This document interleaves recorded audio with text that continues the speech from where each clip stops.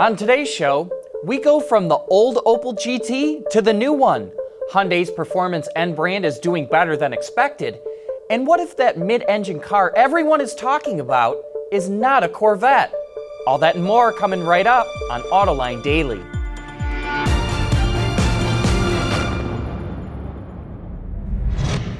This is Autoline Daily, the voice of the global automotive industry. Say, remember the old Opel GT? Well, here's an Opel concept car that uses the same name. The Opel GTX Experimental is a small electric SUV with SAE Level 3 autonomous capability. Styling highlights include a crease that runs down the center of the hood and into the fascia and lower bumper. The same effect is reflected in the rear as well. And notice how the shape of the grille and that same crease are mirrored in the steering wheel. Hockey stick-shaped LED lighting in the front and rear gives width to the vehicle, and a bright neon stripe along the silhouette makes the concept look more coupe-like. And this is the first Opel concept car to come out since it was acquired by PSA. And by 2021, Opel says 40% of all the vehicles it sells will be SUVs, and by 2024, all Opels will be electric. No doubt you've seen spy photos of a mid-engine car GM is testing. If not, you should Google it. Almost everyone believes it's a Corvette. However, Autoline viewer Nick B has an alternate theory. He thinks it could be a Cadillac. He points out that Johan de Nysschen, former president of Cadillac, talked about a halo car that would, quote, stun the world, and he hinted it would not be another large box conventional sedan. As Nick points out, the Cadillac CN has similar body lines to the test vehicle, especially at the back, and that the CN in the Gran Turismo video game looks even more like it. And automakers have a big influence on how their vehicles will appear in the Gran Turismo games. As Nick sees it, GM would first launch a mid-engine halo car for Cadillac, then follow a year or so later with a Corvette model that has different engine options. That would give the Bowling Green assembly plant more volume and would help pay for the mid-engine design. We think Nick has a pretty compelling theory. We'd like to know what you think. The all-electric racing series, Formula E, recently wrapped up its fourth season. The fifth season kicks off before the year is out in Saudi Arabia, and that's when the second-generation cars take to the grid. So now Formula E owners are selling off their first-gen cars, and they believe there is a strong secondary market for them. There's 40 cars in total, and they're expected to fetch anywhere between $200,000 to $290,000 each. Let's hope they're right. We're not so convinced there's much of a market for these cars. Looks like Hyundai did the right thing coming out with its performance end brand. More on that right after this. Autoline Daily is brought to you by Bridgestone Tires, your journey, our passion. Dow Automotive Systems, advanced materials that deliver better results. And by Lear, a global leader in automotive seating and electrical systems. Hyundai's new performance end brand is doing better than it expected.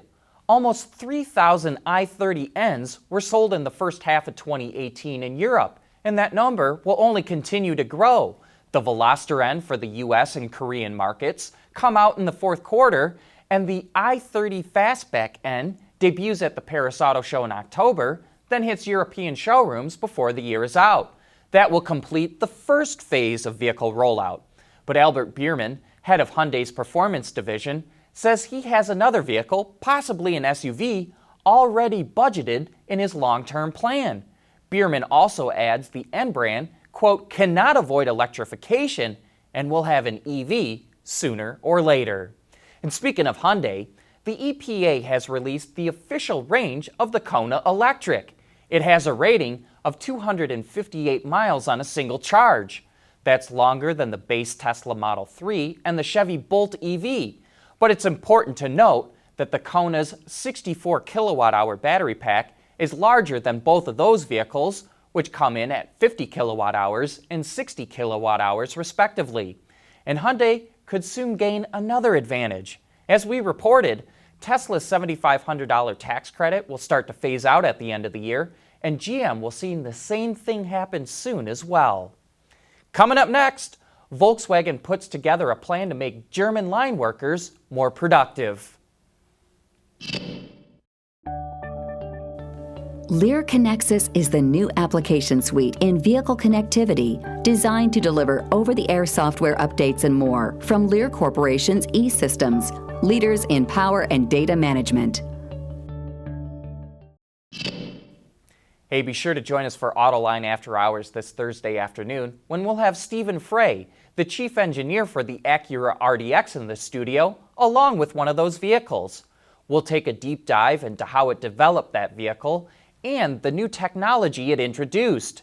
Lindsay Brook from SAE Engineering will also be on the show, and we'll be taking your questions too, so start thinking about what you would like to ask.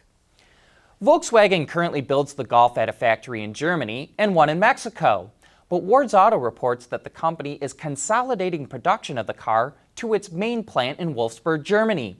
The plant will produce close to 1 million cars a year, and that's part of a broader effort by VW to increase production at all of its German plants 25% by 2020. And this explains how a high-wage country like Germany can build mass-market cars and still make a profit. You know, leasing has been around for decades, and it continues to grow in popularity. It's not cheaper to lease a car, it's merely a different way to pay for a car. But more and more people like to do it that way. Cox Automotive reports that nearly 1 out of 3 new cars is leased, but it also varies by category. Over half of all luxury cars are leased, while about 1 in 4 mass-market cars are leased. And leasing could soon spread to used cars. Most dealerships would love to be able to lease the used cars they're selling, and the used cars they're selling are mostly coming off lease. If it's done properly, a dealer would have the opportunity to lease a car to 3 or 4 different customers over the life of that vehicle. But that wraps up today's report. Thanks for watching, and please join us again tomorrow.